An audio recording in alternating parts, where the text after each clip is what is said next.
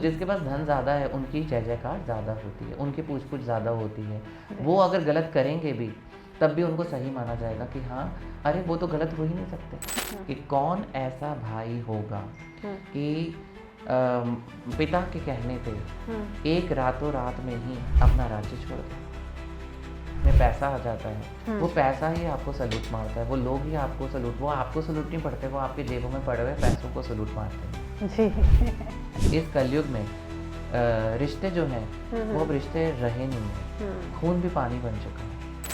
जो दुनिया वाले हैं अगर लक्ष्मी की ज़्यादा पूछ पूछ करेंगे और नारायण को नहीं पूछेंगे। विश्वामित्र जी ने राजा जनक को बोला कि अरे आप चिंता क्यों कर रहे हो, राम हैं अभी, आप राम, जब एक सभा में रामचंद्र होते हैं तो विश्वास जो है इतना डगमगाना नहीं चाहिए। तो लक्ष्मी भी अकेली नहीं जाती है, लक्ष्मी जी कहती है जहाँ नारायण है वहाँ पे मैं हूँ। और अगर नारायण की पूजा कर ली, आजकल के दौर में सबसे बड़ी बात है ये कि दुनिया उन्हीं को ही पूछती है जिसके जेबों में पैसा है। नमस्कार दोस्तों, आपका स्वागत है एक और नए एपिसोड में। मैं हूं आपकी दोस्त, आपकी होस्ट भारती। तो आज के जो हमारे गेस्ट हैं वो हैं राजन मलूजा जी, जो कि आप काफ़ी टाइम उनसे मिल चुके हैं। तो आज का जो हमारा टॉपिक रहेगा उनके भाव को लेकर रहेगा, क्योंकि जब भी राजन जी कोई भी पेंटिंग बनाते हैं तो उसमें उनका भाव क्या होता है। अगर मैं बात करूं डिवाइन चित्रकारी के बारे में या डिवाइन पेंटिंग, जो मैं बात कर सकती हूँ श्री कृष्ण की या प्रभु भगवान श्री राम की बात करें, तो जब वो चित्रकारी करते हैं, उस पेंटिंग को जब बनाते हैं तो उनके भाव क्या होते हैं।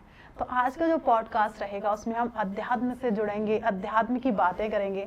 तो मैं स्वागत करती हूँ राजन जी का अपने स्टूडियो में। कैसे हैं राजन जी आप? राधे राधे। राधे राधे। हमारी शुरुआत राधे राधे से जी बिल्कुल होती है। कैसे हैं आप? बिल्कुल बढ़िया भारती जी, बिल्कुल। आप कैसे हैं? मैं एकदम अच्छी हूँ। तो राजन जी, मेरा बस एक जो सबसे स्टार्टिंग में मैंने बता दिया इंट्रो में कि क्या भाव रहते हैं अगर कोई आप एक डिवाइन चित्रकारी कर रहे हैं, आप एक प्रभु की कोई प्रतिमा बना रहे हैं, उसे एक कैनवास पे उतार रहे हैं, उस टाइम आपका भाव क्या रहता है?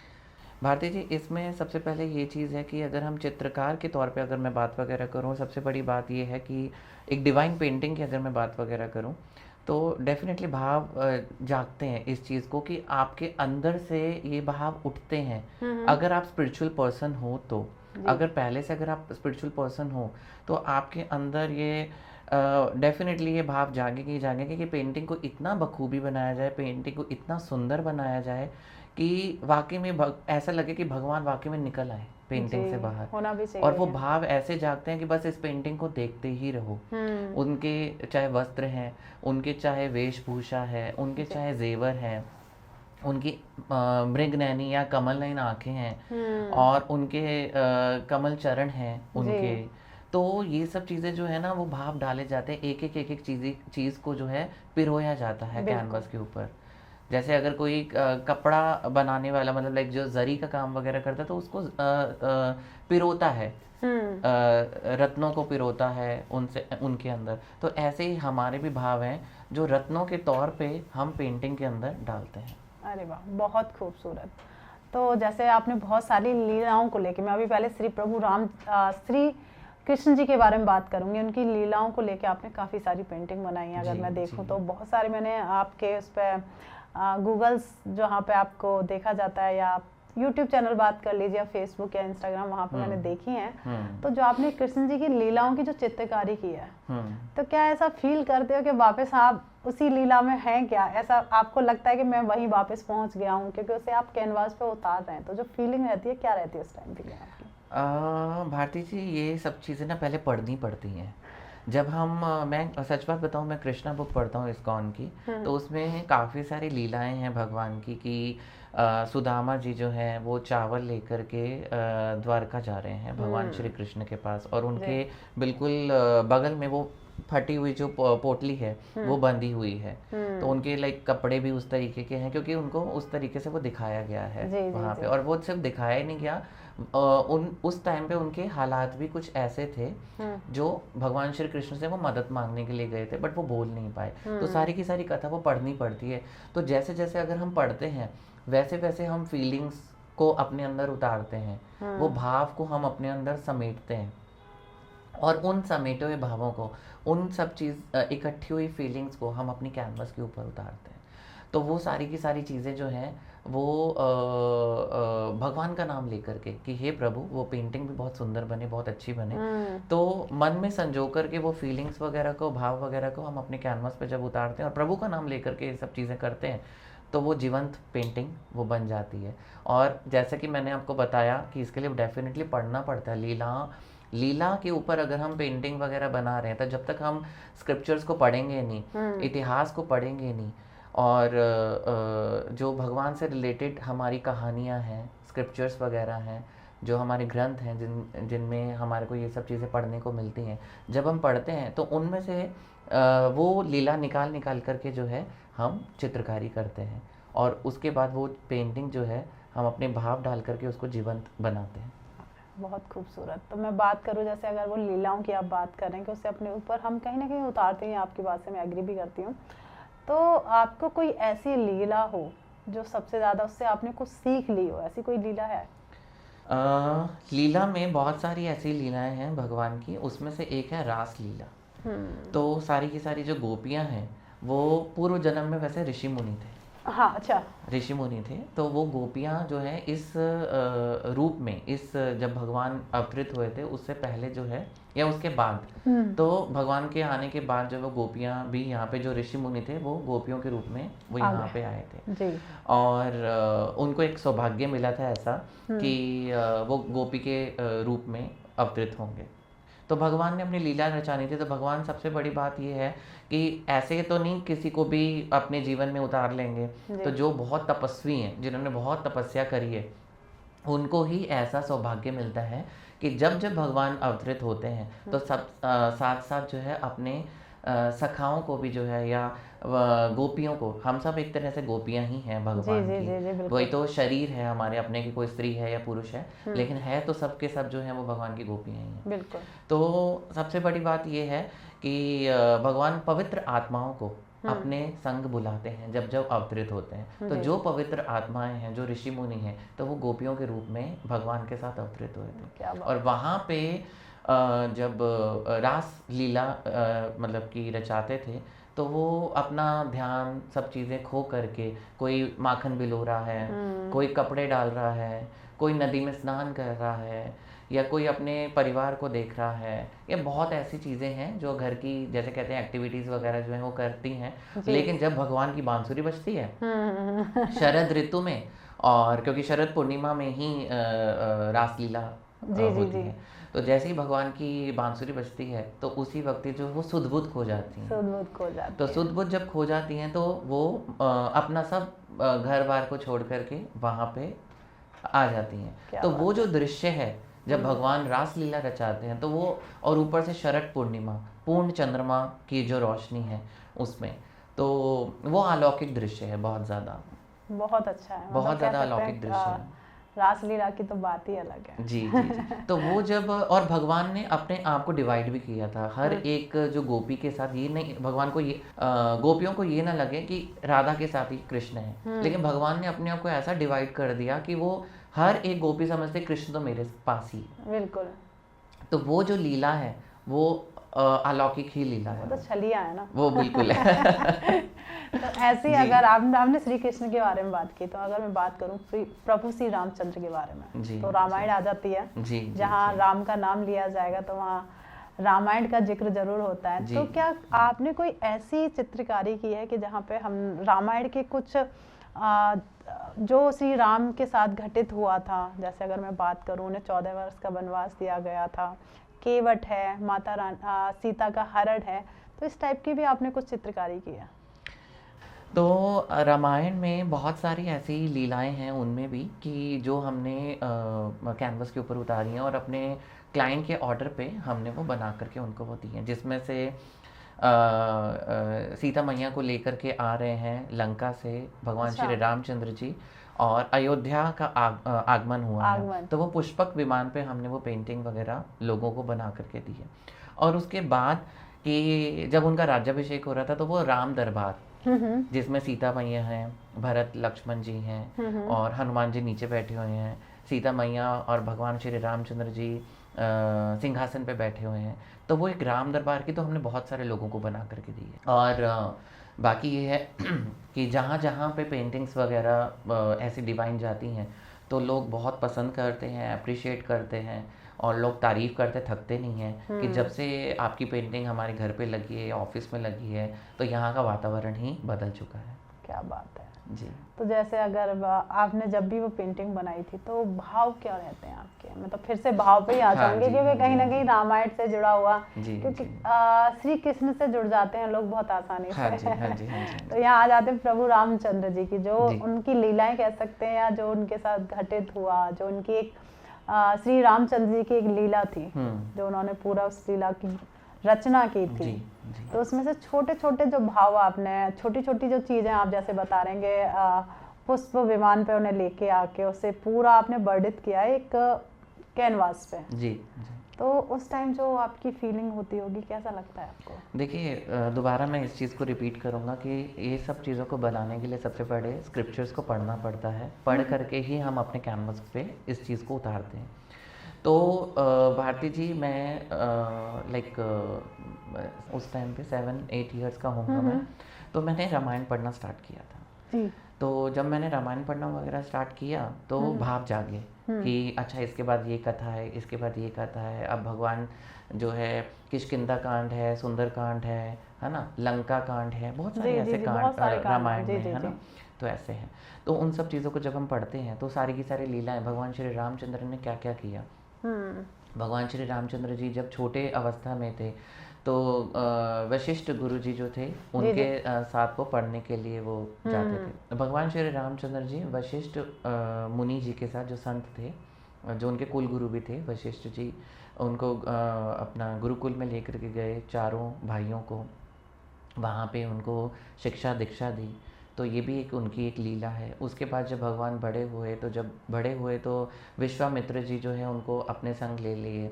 तो जब अपने संग विश्वामित्र जी लेकर के गए थे तो बहुत सारी लीलाएं थी, ताड़का को मारना था, बहुत जंगल में ऐसे राक्षस वगैरह आते थे, तो लक्ष्मण जी और राम जी जो है उनका उद्धार करते थे।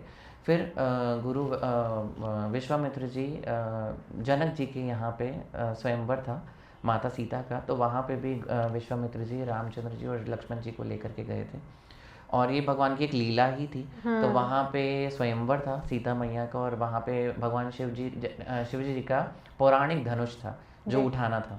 जी। और कोई भी ऐसा राजा था जो नहीं उठा पाया था। वो भी एक लीला है जिसकी भी हमने पेंटिंग बनाई थी। क्या बात। तो वहाँ पे सारे के सारे सभा में सारे राजा लोग बैठे हुए थे और बीच में बहुत बड़ा धनुष था जो कि भगवान शिव जी का वो धनुष था और कोई भी ऐसा राजा नहीं हो पाया जो उस धनुष को उठा पाए। बट जब राजा रामचंद्र की बारी आई थी, भगवान ने एक हाथ से ही उस धनुष को उठा लिया था।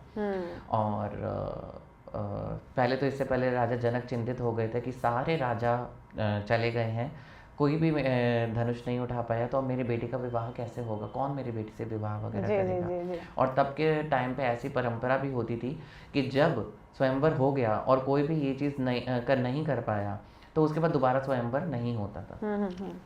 और विश्वामित्र जी ने राजा जनक को बोला कि अरे आप चिंता क्यों कर रहे हो, राम हैं अभी, आप राम, जब एक सभा में रामचंद्र होते हैं तो विश्वास जो है इतना डगमगाना नहीं चाहिए। और लक्ष्मण जी को भी वहाँ पे गुस्सा आ गया था कि जनक जी ऐसा बोल रहे हैं कि अब मेरी पुत्री से कौन विवाह करेगा, सारे राजा तो धराशाही हो गए, कोई भी उठा नहीं पाया है। तो लक्ष्मण जी को भी गुस्सा आया था कि मेरे भाई यहाँ पे मौजूद हैं, आप ऐसा कैसे कह सकते हैं। तो जैसे ही भगवान रामचंद्र जी ने धनुष उठाया तो सारे ही आकस्मिक विचलित हो गए, एकदम से ही शॉक्ड हो गए, जिसको हम कहते हैं कि भाई ये कैसे हो गया कि हम लोग नहीं उठा पाए और ये बालक ने उठा लिया धनुष। और वो उस टाइम पे जवान, जैसे जवान लोग जवान होते हैं वैसे उस टाइम पे थे। जी।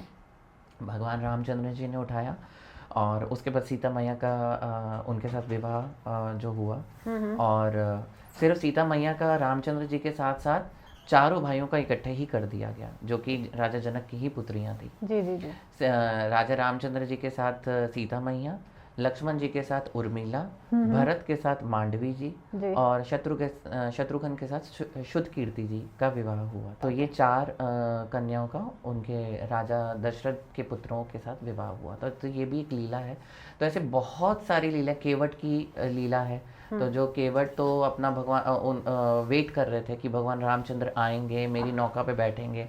तो वहाँ पे मुद्रिका दी सीता मैया ने। तो उन्होंने कहा कि वो मुद्रिका नहीं चाहिए, मैं आपको नाव पार करा रहा हूँ, आप मुझे भवबंधन पार करा देना, वरना अभी मैंने ले लिया तो ये रिश्ता यहीं का यहीं खत्म हो जाएगा, लेन देन हो जाएगा। तो मैं आपसे ये वरदान चाहता हूँ कि मैंने आपको नदी पार कराई है, आप मुझे भव सागर पार करा देना। तो ये भी एक लीला थी। तो जो कि हमने इसके ऊपर भी हमने पेंटिंग वगैरह बनाई हुई है। तो ऐसे बहुत सारी हैं लीलाएं जो मतलब अगर मैं बताता जाऊंगा तो बहुत ऐसी, जैसे कि इससे पहले भी मैं बता चुका हूँ कि लंका दहन के बाद राजा रामचंद्र जी जो हैं सीता मैया के साथ पुष्पक विमान पे आए थे। तो वो पुष्पक विमान की भी एक लीला है जो हमने पेंटिंग में बनाई थी। और उसके बाद जब राज्याभिषेक हुआ तो राम दरबार की जो पेंटिंग है, तो मोस्टली लोग राम दरबार की पेंटिंग वगैरह ही प्रेफर करते हैं अपने घर के लिए। जी, जिसमें 4 भाई हों और जी जो सेवा कर रहे हैं, एक चामर झुला रहे हैं, एक पंखा कर रहे हैं, हनुमान जी नीचे बैठे हैं और लक्ष्मण जी भी पंखा कर रहे हैं। और एक ने तो भरत जी ने तो अपना पीछे का जो है वो क्या बोलते हैं छत्र वो पकड़ा हुआ है। सीता मैया आराम से बैठी हुई हैं। राजा रामचंद्र जी भी एक सौम्य अवस्था में वहाँ पे विराजमान है। तो बहुत वो भाव सब चीज़ें उसके अंदर पढ़ना पड़ता है और उन भावों को समेट करके संजो करके दिल दिमाग में वो सब चीज़ें कैनवस के ऊपर उतारी जाती हैं। तो काफ़ी मुश्किलें भी आती होंगी? कभी कभार ऐसा होता है। तो हम भगवान से प्रार्थना करते हैं कि हे प्रभु इस पेंटिंग को आपकी कृपा से ये पेंटिंग बहुत सुंदर बन जाए। जी तो हम कौन है बनाने वाले, हमारे अंदर जो शक्ति है वो तो देने वाला तो परमात्मा ही है। बिल्कुल सही बात है। तो जैसे आप भाव के साथ जुड़े, हर एक लीला के साथ जुड़े, तो श्री रामचंद्र जी जो हैं उनके जीवन से आपने क्या सीखा? देखिए रामचंद्र भगवान जो है ना वो है मर्यादा पुरुषोत्तम। जी मर्यादा पुरुषोत्तम का क्या मतलब है? पुरुषोत्तम, बिल्कुल पुरुषोत्तम का मतलब है पुरुषों में उत्तम पुरुषोत्तम। हाँ जी बिल्कुल, ठीक सब पुरुषों में उत्तम होते हैं। सब पुरुषों में उत्तम यानी कि पुरुषोत्तम। जी। उनको अलग माना जाता है कि वो एक दिव्य आत्मा है, वो एक पवित्र आत्मा है, वो परमात्मा है, परम आत्मा। जी। और हम सब हैं आत्मा, हम हैं जीव। और भगवान को बोला जाता है परम प्लस आत्मा, परमात्मा। बिल्कुल ठीक है। और हमें सिर्फ बोला जाता है आत्मा, जीव यानी कि आत्मा। जी। और भगवान जो है वो मर्यादा पुरुषोत्तम है। मर्यादा का मतलब क्या है अब ये भी मैं आपको बता देता हूँ भारती जी। मर्यादा का मतलब होता है जैसे कि संयम, अपनी मर्यादा में रहना। तो हम सबका एक जीवन काल है। तो हमें पता है कि हमें अपने जीवन में कितनी मर्यादा में बोलना है, कितनी मर्यादा में रहना है, मर्यादा से ही बात वगैरह करनी है और मर्यादा में ही हर एक काम होने चाहिए। जी। वो चाहे कोई भी काम क्यों ना हो, बिल्कुल। हर एक काम की अपनी एक लिमिट होती है। तो ऐसे ही भगवान पूर्ण पुरुषोत्तम जो भगवान श्री राम है वो मर्यादा पुरुषोत्तम कहलाए जाते हैं। जी। यानी कि उनके अंदर कूट कूट के मर्यादा भरी हुई है। वो तभी उन्होंने अपनी एक पत्नी का ही संग किया उन्होंने। तो वो यहाँ से भी मर्यादा पुरुषोत्तम कहलाए। तो उससे सीख लेनी चाहिए, जैसा कि आपने भारती जी ये बोला कि हम क्या सीख ले सकते। सीख ये लेनी चाहिए कि व्यक्ति को अपने अंदर एक मर्यादित पुरुष होना चाहिए। सबसे पहले तो ये है ना। तो अपने आप को मर्यादित रखना चाहिए और संयम रखना चाहिए हर एक चीज़ पे, हर एक वेग पे, हर एक चीज़ पे संयम रखना चाहिए।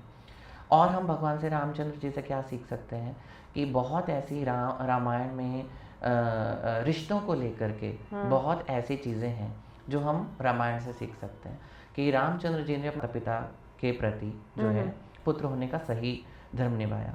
एक पति होने का भी उन्होंने एक सही धर्म निभाया। कुछ लोगों का होता है कि जब किसी के कहने से उन्होंने सीता मैया को अपने से अलग कर दिया था। ये भी एक धर्म ही है।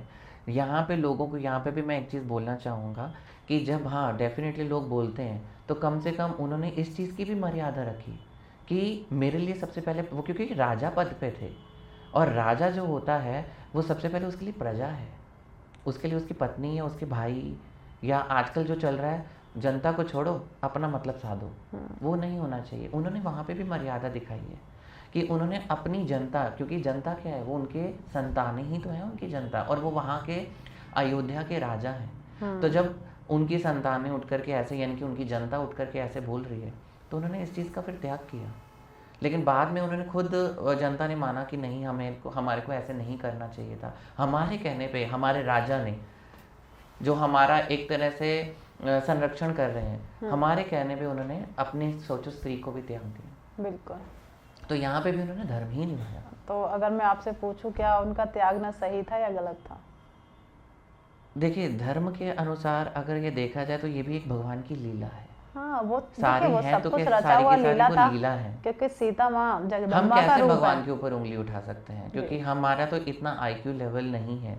हम धर्मशास्त्र पढ़ते हैं, हम धर्म ग्रंथ को पढ़ते हैं, और हम भगवान के ऊपर उंगली उठाएं, या ये सोचने की भी हमारे अंदर क्षमता कैसे आ गई कि हम ये सोच पाएँ कि भगवान ने सही किया या गलत किया। बिल्कुल। क्योंकि वो भगवान, एक तरफ हम उनको कहते हैं पूर्ण पुरुषोत्तम भगवान श्री राम, एक तरफ तो हम उनको पूर्ण पुरुषोत्तम भगवान कहते हैं, लेकिन एक तरफ उन्होंने, हम ये भी कहते हैं कि क्या उन्होंने वो सही किया। बिल्कुल। तो हम जहाँ पे विश्वास होता है, जहाँ पे प्रेम होता है, और जहाँ पे भगवान की बात है, तो हमारी बुद्धि इतनी नहीं है कि हम वहाँ पे भी उस चीज़ को चला सकें। बिल्कुल सही बात है, बट कह सकते हैं कि ये लीला ही थी उनकी। ये बिल्कुल लीला थी। क्योंकि सीता माँ, माँ जगदम्बा का रूप है। हाँ बिल्कुल, सारी माताएं उनके अंदर हैं। जी। तो अगर हम बात करते हैं, जो आपने पेंटिंग बनाई श्री रामचंद्र जी से जुड़ी हुई लीलाओं की, बहुत सारी चीज़ें हैं, तो अभी कुछ ही समय पहले अयोध्या में मंदिर बना है श्री राम जी का, तो क्या आपने उसको उतारा है कैनवास पे? मैंने, भारती जी, अभी तक मैंने जो वो विग्रह हैं रामचंद्र भगवान की, मैंने अभी तक नहीं उनको कैनवास के ऊपर उतारा है। लेकिन हाँ, मेरी दिली इच्छा ज़रूर है कि मैं डेफिनेटली आने वाले वक्त में उनकी पेंटिंग भगवान बनवाना चाहे, मैं ज़रूर बनाना चाहूँगा। क्या बात है, कितनी खूबसूरत, कह सकते हैं बहुत खूबसूरत हैं वो।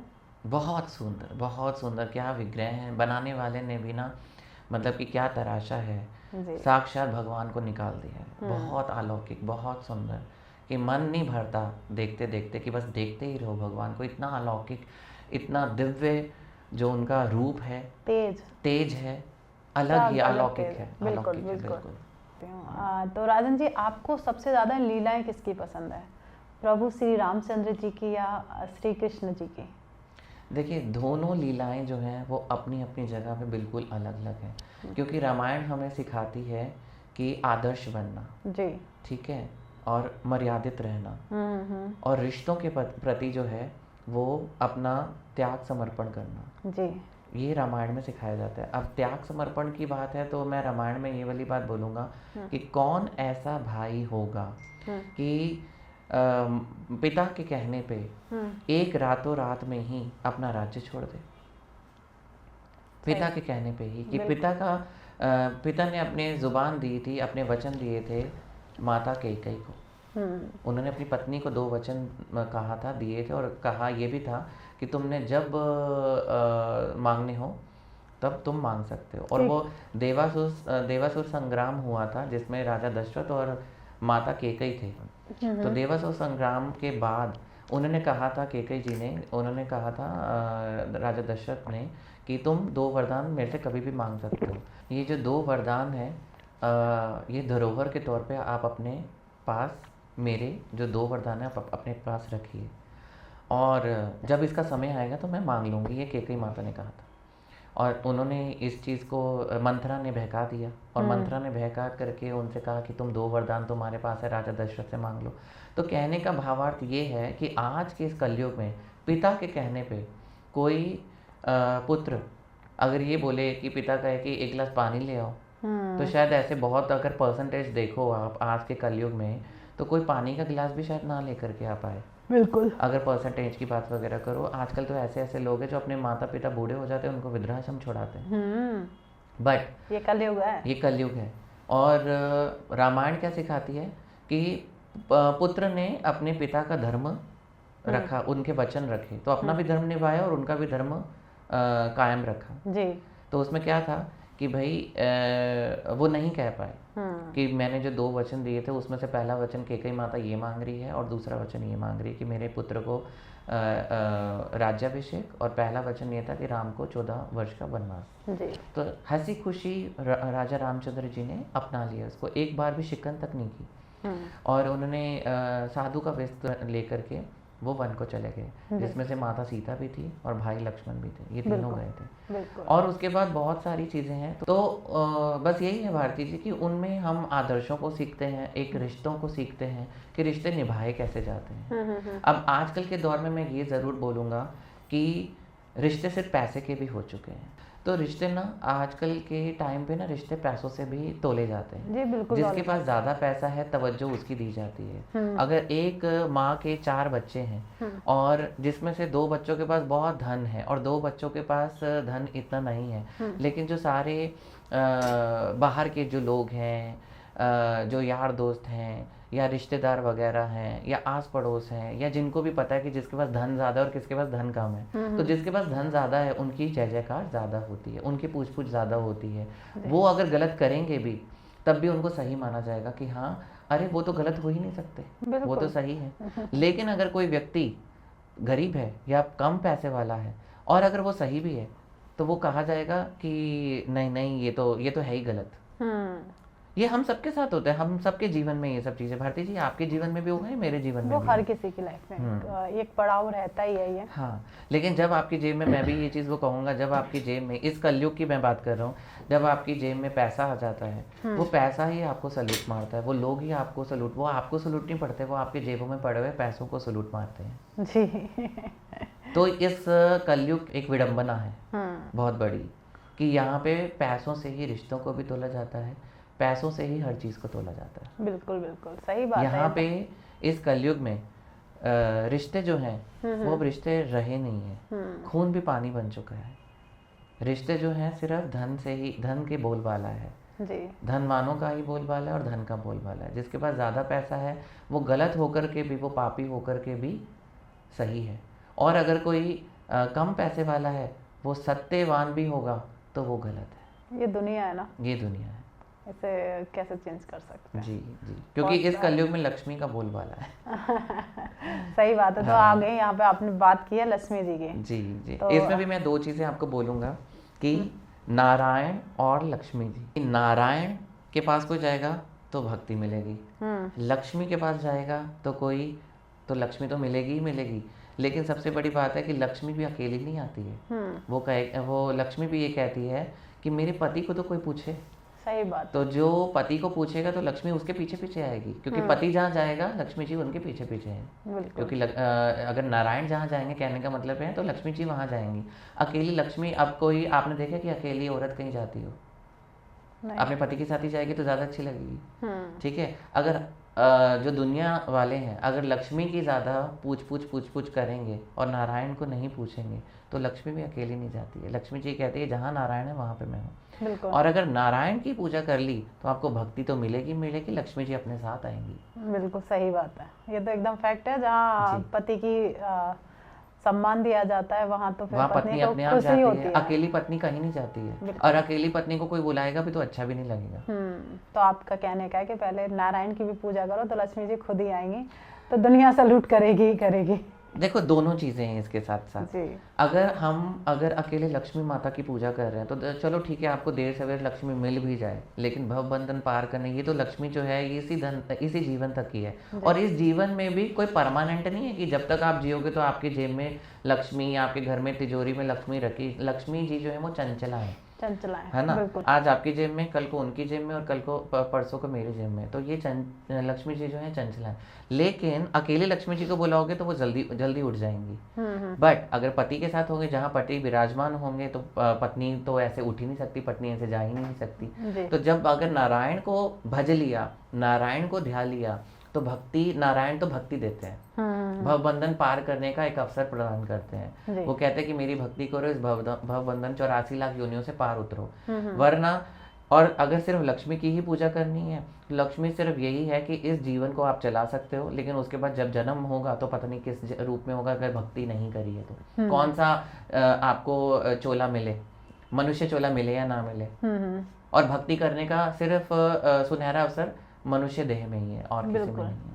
राजन जी, आप जैसे बहुत सारी आपने ग्रंथ भी पढ़े हैं, बहुत सारी लीलाएं भी पढ़ी हैं अगर मैं बात करूं तो, और वैसे मैं आपको आमतौर पर जानती हूँ, आप एक भक्त भी हैं और एक चित्रकार भी हैं।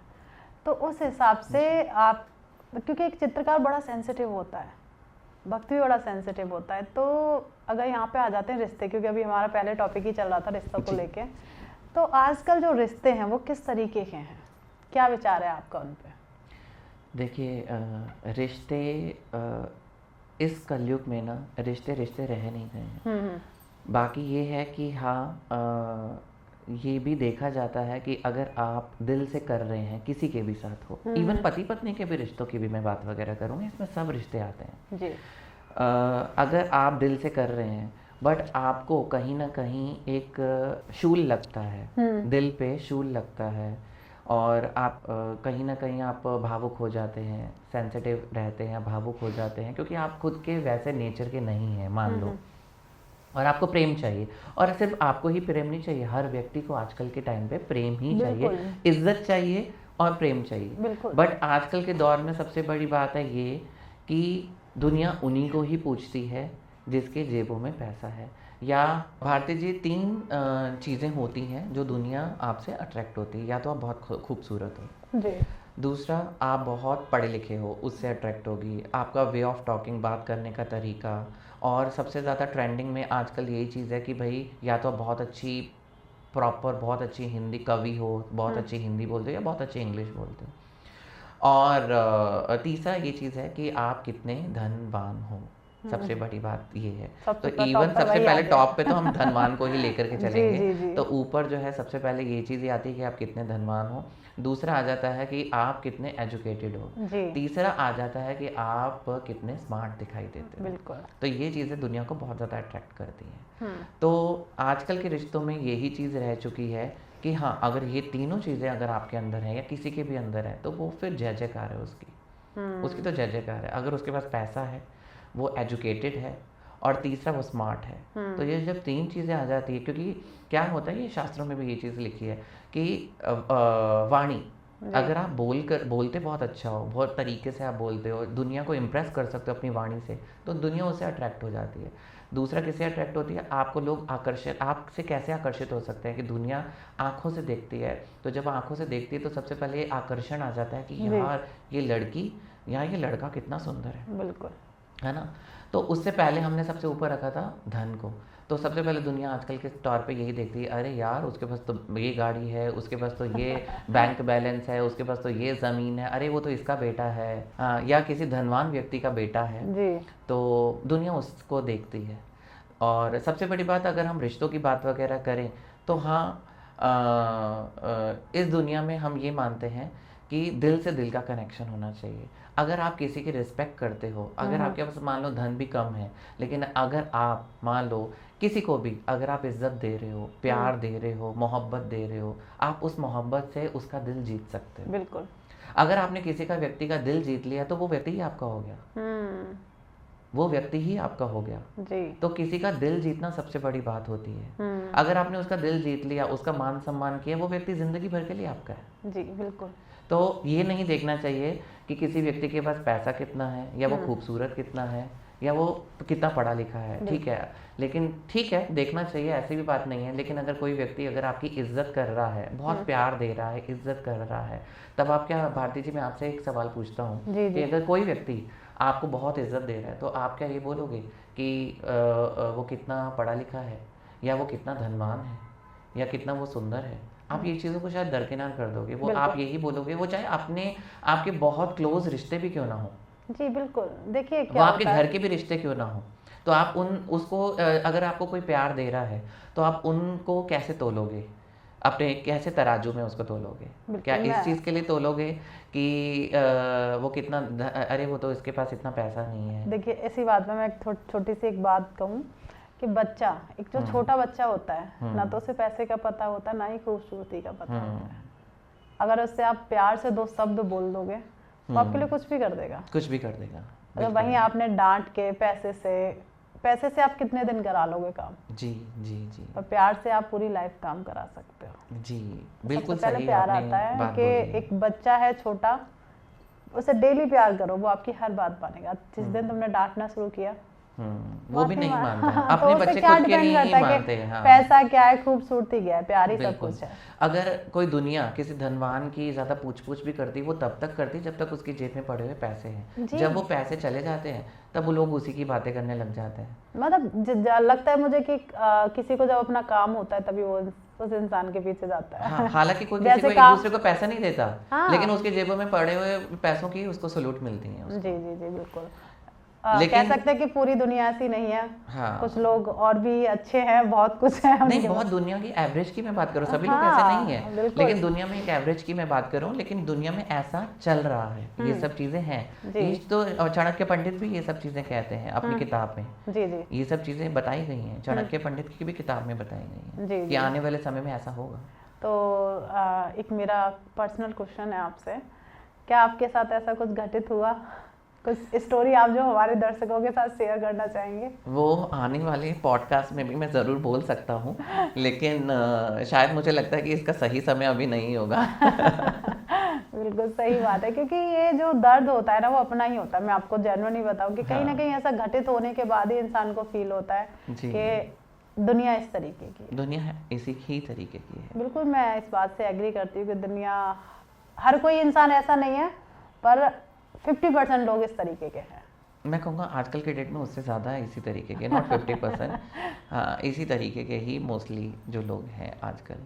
तो मेरा सिर्फ कहना भी यही है कि दिल से प्यार करो, दिल से मोहब्बत करो, प्यार दो और प्यार लो। सिर्फ दूसरे के व्यक्ति के साथ ये देख करके मत उसकी इज्जत करो कि उसके पास पैसा कितना है, बिल्कुल, देखिए या हमारा वो podcast- स्मार्ट कितना है, या वो एजुकेटेड कितना है। उसको अगर कोई आपकी इज्जत कर रहा है, मान लो मैं ही हूँ, अगर मुझे कोई इज्जत दे रहा है, वो प्यार करता है मुझसे, बिल्कुल। तो मैं डेफिनेटली, मैं ऐसा पत्थर दिल इंसान भी नहीं हूँ कि मैं रिटर्न में उसको प्यार नहीं दूंगा। मैं डेफिनेटली मेरे दिल से प्यार निकलेगा उसके लिए। बिल्कुल। लेकिन अगर मेरी जेबों में पड़े हुए पैसों को देख करके अगर मुझसे कोई प्यार कर रहा है, वो कोई भी क्यों ना हो, कोई भी क्यों ना हो, तो मैं ये कहूँगा कि वो सिर्फ चंद दिनों का ही एक मेहमान है। नहीं, चंद दिनों की ही एक वो इज्जत होती है। मतलब कह सकते हैं कि आपकी लाइफ में वो चंद दिनों का ही मेहमान है। तो मैं ये कहूँगा कि हाँ, वो रिलेशन में अगर मैं बोलूँ कि वो कोई भी क्यों ना हो सकता है, वो एक फ्रेंड हो सकता है, वो कोई भी एक रिश्ते हो सकते हैं, क्लोज रिलेशन भी हो सकते हैं, दूर के भी रिलेशन हो सकते हैं, पास के भी रिलेशन हो सकते हैं। बट अगर किसी से भी प्यार करो तो उसके जेबों में पड़े हुए पैसों से प्यार मत करो, उसकी दिल की भावनाओं से प्यार करो, उसके दिल से प्यार करो, उसको मान सम्मान दो। अगर कोई आपको मान सम्मान दे रहा है तो रिटर्न में भी आप मान सम्मान दो, प्यार दो। जब आप दिल से प्यार करते हो तो सामने वाला व्यक्ति को इतना कठोर दिल नहीं है, इतना पत्थर दिल इंसान नहीं है। हम भी जानते हैं, हमें भी भगवान ने ज्ञान दिया है, बुद्धि दी है, हम भी समझते हैं कि कौन व्यक्ति कैसा प्यार कर रहा है और कौन व्यक्ति किस तरीके से, जो पहले भी हम उससे भी तराजू से तोलेंगे कि ये व्यक्ति, जब हम स्ट्रगलिंग टाइम पे थे, ये व्यक्ति तब भी हमें प्यार करता था, और आज हम कहीं पहुंच गए हैं तो ये तब भी वैसा ही है। और एक उससे भी स्ट्रगलिंग टाइम से भी अगर पहले की बात करें तो ये तब भी ऐसा ही था। तो इसमें कोई बदलाव नहीं आया, तो सच्चा प्यार तो वही होता है। बिल्कुल वही होगा ना, जब सच्चा आपके प्यार हर वही एक होता टाइम पीरियड में वो आपके साथ था, चाहे दुख हो चाहे सुख हो, उस टाइम आपके साथ खड़ा था, तो वो एक जेन्युइन रिश्ता रहता है। जेन्युइन रिश्ता रहता है। और तो आपके काफी विचार हैं रिश्तों को लेके, मुझे अच्छा भी लग रहा है कि जी, किस तरीके की दुनिया के बारे में अगले हम टॉपिक में, अगले हम पॉडकास्ट में हम रिश्तों के ऊपर ही बात करेंगे। क्या बात है, आने वाला जो हमारा एपिसोड रहेगा बहुत इंटरेस्टिंग भी रहेगा कि हम उन रिश्तों के बारे में बात करेंगे जिन्हें हम अपना कहते हैं। तो जैसे राजन जी, अगर मैं बात करूँ, आपकी किसी से मनमुटाव हो जाता है, उस दौरान आप कोई एक पेंटिंग, जो भी आप एक चित्रकारी किसी कैनवास पे उतार रहे होते हो, तो क्या आपके भाव, क्योंकि कहीं ना कहीं वो भाव अलग होते हैं और उस टाइम भाव चेंज हो जाते हैं, तो उसका इफेक्ट पड़ता है पेंटिंग पे? भारती जी, मैं कहूँगा कि एक कलाकार जो होता है ना, वो दिल की गहराइयों से पेंटिंग भी बनाता है और उसका दिल पवित्र होता है। नहीं, मैं इस बात से एग्री करती हूँ, क्योंकि पवित्रता से कहीं ना कहीं ठोस जो चोट है वो ज़्यादा भी तो लगेगी। देखो, चोट के भी ऊपर डिपेंड करता है कि चोट शरीर को दी है या दिमाग को दी है। दिमाग को चोट दी हुई जल्दी नहीं जाती है, शरीर की चोट 4 दिन में बढ़ हाँ, जाती है। वो तो शरीर की चोट है, वो तो जल्दी वो ठीक हो 4 दिन जाएगी, में उसके बढ़ लिए हम जाती है। अगर मेडिसिन कोई ले लेंगे। मानसिक तौर पे अगर आपको डिग्रेड कर रहा है, अगर मानसिक तौर पे अगर आपको कोई परेशान कर रहा है या आपकी इंसल्ट कर रहा है या आपको नीचा दिखाने की कोशिश कर रहा है, तो वो इंसान फिर हम क्या करते हैं, ब्रेक लेना पड़ता है। हम भी थोड़ा सोचते हैं इस चीज़ के बारे में, क्योंकि हम भी एक कलाकार जो होता है वो भी सेंसिटिव होता है, बहुत सेंसिटिव होता है। और ये कहीं ना कहीं सबके साथ है, एक कलाकार के साथ नहीं, शायद भारती जी आप भी अपने एक लाइन में कलाकार ही हैं। आपकी वाणी, आपकी बोली, आप जैसे बोलते हैं, आप भी एक अपनी लाइन में कलाकार हैं, तो कहीं ना कहीं आप भी, मैं आपको बोलूँगा, आप भी सेंसिटिव ही होंगे जी। तो जब कोई व्यक्ति आपको कोई ऐसी चीज़ें बोल देता है, क्या आपसे मैं पूछूंगा कि आप उस वक्त एक अच्छा पॉडकास्ट दे सकते हैं? शायद नहीं। शायद नहीं। तो इसका परसेंटेज भी ज़्यादा और कम हो सकता है। शायद मैं तो कहूँगा इसका परसेंटेज भी ज़्यादा में ही गिना जाएगा, जी 60 जी 70%। बिल्कुल नहीं, उस टाइम माइंड और Mind दिल divert हो कनेक्ट जाता नहीं है। करेगा उस चीज़ को कि हम शायद सामने वाले को अच्छे से सुन ना पाए, समझ ना पाए और उससे अच्छे से बात क्योंकि ना कर आपका पाए। माइंड कहीं ना कहीं वैसे ही विचलित होगा जी, किसी जी, बात को बिल्कुल, लेकर के। बिल्कुल बिल्कुल। तो ऐसी सबके साथ होता है, ये हमारे साथ भी, हमारा जीवन है, ये आपका भी अपना एक जीवन है, तो हर किसी के जीवन में कुछ ना कुछ चलता रहता है। जी। तो ये मूड भी है, ये स्विंग होता है, कभी अप कभी डाउन, ये सब चीज़ें चलती रहती हैं। हाँ, तो बाकी ये है, भजन करो, प्रभु का कीर्तन करो और प्रभु का नाम लो, और जितना इन सब चीज़ों से दूर रहोगे उतना ज़्यादा ही सही रहेगा। लेकिन हाँ, एक ह्यूमन टेंडेंसी होती है, ह्यूमन नेचर है कि हम इन सब चीज़ों से दूर भी नहीं हट सकते। ये मन है, ये दिल है, तो कहीं ना कहीं ठेस ज़रूर पहुंचती है। बिल्कुल, कहते हैं ना, दिल तो छोटा सा है दर्द तो होता ही है। दर्द तो होता ही है, बिल्कुल, बिल्कुल। तो राजन जी, अब इस टाइम आप किसकी पेंटिंग बना रहे हैं? अभी तो भारती जी, मैं एक बहुत बड़ी पेंटिंग है, किसी की 8 बाय 5 फीट की वो पेंटिंग है, और वो पार्क हॉस्पिटल के मालिक, उनकी एमडी की और उनके बेटे की वो पेंटिंग है जो कि हम बना रहे हैं। और एक मेरे क्लाइंट हैं, बहुत अजीज़ भी हैं, मित्र कह लो, एक ब्रदर कह लो उनको, तो वो बहुत अच्छे एक इंसान है। वो मेरे पास हर साल आते हैं और बड़े बड़े गिफ्ट वगैरह जो है वो देते हैं उनको, और उन्हीं की ही, मतलब ब्लैक पार्क हॉस्पिटल के मालिक हैं उनको वो देते हैं, और हर साल आते हैं मेरे पास। अक्टूबर नवंबर में मेरे पास हर साल आते हैं। तो उनकी बहुत बड़ी एक पेंटिंग है जो कि मैं कई दिनों से नहीं, महीनों से मैं बना रहा हूँ, और बहुत जल्दी मैं उनको, अभी मुश्किल से 1 हफ्ते के अंदर अंदर या 8-9 दिनों के अंदर अंदर मैं देने वाला हूँ। क्या बात। और उसकी कीमत भी कई लाखों में है। हाँ, आपने जो मेहनत की है उसका तो फल मिलना चाहिए, चाहे वो लाखों में हो, हजारों में हो, करोड़ों में। हम तो ये चाहेंगे कि आप करोड़ों में जाएं क्योंकि इतनी खूबसूरत पेंटिंग ही है आपकी। हाँ। क्योंकि हमने हर बार देखा है कुछ नया कुछ नया कुछ नया। जी जी जी। तो आप ऐसे ही बिजी रहें। थैंक यू सो मच, आपकी ब्लेसिंग लगे हमारे को। नहीं, हमारी ब्लेसिंग हमेशा हम आपके साथ है, मुझे लगता है ऑडियंस की भी रहेंगी, और ऑडियंस के साथ हमेशा वो पेंटिंग साझा करते रहो, किस तरीके से बना रहे हैं, क्या कर रहे हैं। वो तो अपने मैं व्यूअर्स को, जब भी मेरा इंस्टाग्राम पे लोग फॉलो वगैरह करते हैं, और मैं डालता भी रहता हूँ, और अपने व्यूअर्स को ये भी बोलना चाहूँगा कि ज़्यादा से ज़्यादा हमारे पेज इंस्टाग्राम जो है वो उससे जुड़िए, और यूट्यूब से आप जुड़िए, और डेली के आप अपडेट्स वगैरह, डेली के रील्स वगैरह जो है आप देख सकते हैं, और आपको बहुत अच्छा लगेगा उस पेज को फॉलो करके। उस यूट्यूब चैनल को भी जो है अगर आप सब्सक्राइब करोगे तो उस देखेंगे आप हमारा रील्स वगैरह, तो आपको बहुत अच्छा लगेगा। बिल्कुल सही बात है, जाके जल्दी से फॉलो कर लो, और कुछ नया सीखने को मिल रहा है वहाँ पे, कुछ नया देखने को भी मिल रहा है कि एक इंसान क्या खूबसूरती से एक कैनवास पे एक इंसान की फोटो को बना देता है। डिवाइन तस्वीरें, चित्रकारी बहुत खूबसूरती से वहाँ पे साझा की गई है, जाके आप उन्हें देखें और लुत्फ़ उठाएं इस चीज़ का। तो राजन जी से आज का जो पॉडकास्ट रहा, काफ़ी मैं कहूँगी हार्ट टू हार्ट रहा क्योंकि आज की जो बातें थी हमारी श्री कृष्ण की लीलाओं से लेके, श्री रामचंद्र जी की लीलाओं से लेके, फिर हमारे एक कलयुग की लीलाओं के बारे में भी हमने बहुत सारे चीजों पे चलती चली गई बिल्कुल, मतलब हम कह सकते हैं कि हम टॉपिक क्या था, हम कहाँ से कहाँ पहुँच गए, और कह सकते हैं हर एक युग की लीला के बारे में बात हुई है कि ये भी तो कलयुग की लीला ही है ना। देखिए, सबसे बड़ी बात है भारती जी कि अगर हम रामायण की बात वगैरह कर रहे हैं, भगवान श्री कृष्ण की बात कर रहे हैं और उनके जीवन से रिलेटेड बात कर रहे हैं, तो उनसे जीवन के रिलेटेड से हम सीख क्या सकते हैं, तो हम उस टॉपिक पे तो आएंगे ही हैं। बिल्कुल सही बात है, मैं तो कहती हूँ हर युग के हमने क्या युग में हुआ था, कैसे वहाँ के लोग थे, उस पर ही चर्चा हुई है। तो बहुत अच्छा रहा आज का पॉडकास्ट, मज़ेदार भी रहा। तो प्लीज़ राजन सर ने आपको बता भी दिया कि आप राजन सर का यूट्यूब चैनल जाके सब्सक्राइब कर लीजिए, वहाँ पे बहुत कुछ सीखने को मिलेगा, बहुत कुछ अच्छा देखने को भी मिलेगा। इंस्टाग्राम आईडी है, जल्दी से जाके फॉलो कर लीजिए, मिस मत करिए, क्योंकि बिल्कुल भी मिस मत कीजिए। बिल्कुल सही बात है।